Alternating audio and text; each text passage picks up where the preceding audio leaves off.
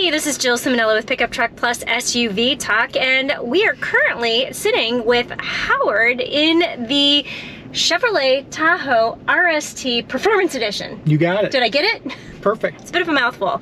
But this was just revealed at the Detroit Auto Show, and it's got a really cool engine. It does. It has the good old 6.2 liter that all of our RST Tahoes have, but this one, Jill, has the high performance induction system and the high performance exhaust and the calibration that makes it all work to boost the horsepower and torque. Because this is like a 13% or 13 horsepower increase and a 7 pound-feet of torque increase. That's correct. That's correct. We are advertising 433 horsepower and 467 foot-pounds of torque total. Were there 0 to 60 mile per hour times released? I can share some with you. Yes. The 0 to 60 time is 5.78. And I can also share, we've ran quarter miles with it at 14.2 seconds at 97 miles an hour. Pretty respectable. And top speed, did I see it was like 124, 142? There was a 4 and a 2 in there. 124 miles per hour top speed. Okay. Not that anybody out there should actually be going 124 miles per hour, but you know, you could.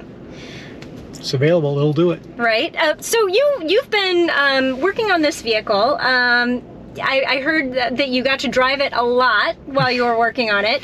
So what is your favorite thing about the Performance Edition? Pretty easy one there.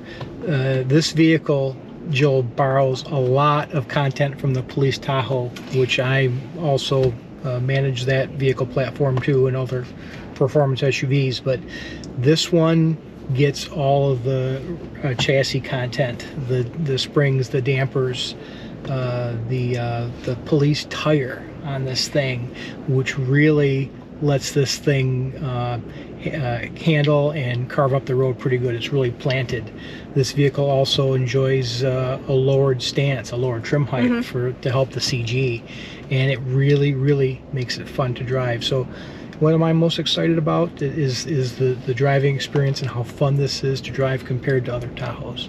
Okay, so this is a big vehicle, and you specifically use the words carve up the roads. So that is not something I would think of that you could do with a full-size 3-row, very heavy SUV. Kind of defies physics, doesn't it? It does. It really does drive nimble and quick. Our heroes in the police and government agency already know that with the Police Tahoe, and now we're letting the retail folks experience it with this vehicle. Very stable vehicle, fun to drive.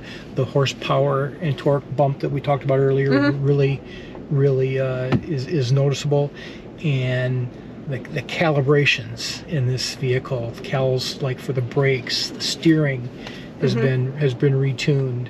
The transmission, we call it internally PassPal, but it anticipates when you're doing spirited driving and senses some higher G turns, and it actually will hold transmission gears and shift earlier to keep you in the torque band.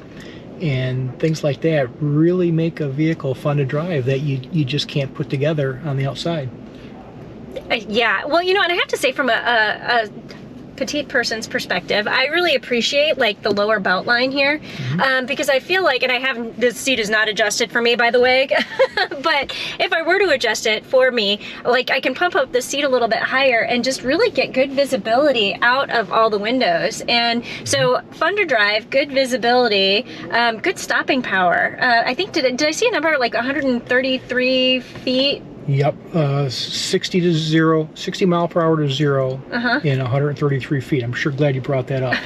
that is huge for all the reasons you spoke of. Being a big full-size SUV, to haul this vehicle down that quickly, it's impressive. And these tires are a big enabler for it.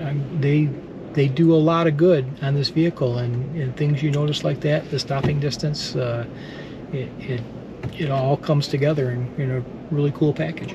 So engine is different, tires are different, brakes different. Brakes are different. This shares the same 6-piston Brembo brakes up front with a 60-inch diameter rotor. got a nice torch red color on them, and instead of the black plain brakes that are on a police Tahoe. The rear brakes have a painted caliper, so they match in back. But yeah, the things you see on this vehicle from the chassis up, and that wheel that's on this vehicle, well, it's not unique to this vehicle. It is a 20-inch accessory wheel that can be ordered through Jim Accessories, but it is the only wheel that's released on this vehicle, and that's made up to that important 20-inch tire we mentioned. Got it. Has pricing been announced for this vehicle at all? It has. I don't have it at the tip of my tongue, though. I'm sure. So we have a really good video editor who will grab that and we'll put it below. Yeah. And do you know when this is available? This becomes available really soon, the fourth quarter of this year. Okay. And yeah, it's going to be sooner. It's going to come into the market sooner than you think. So 2023 model, available at by the end of 2022.